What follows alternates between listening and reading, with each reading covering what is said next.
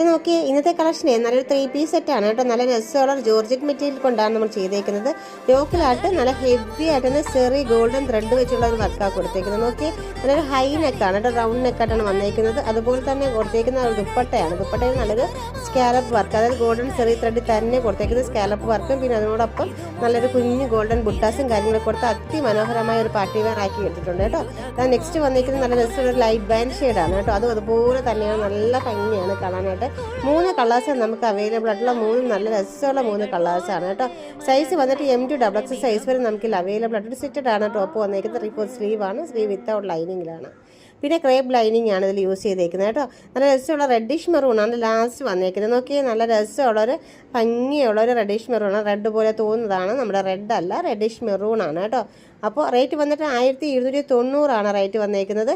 ഈ നല്ല രസമുള്ളൊരു 3 പീസാണ്. മിസ് ചെയ്യല്ലേ, നല്ല ഭംഗിയുള്ള കളേഴ്സാണ്.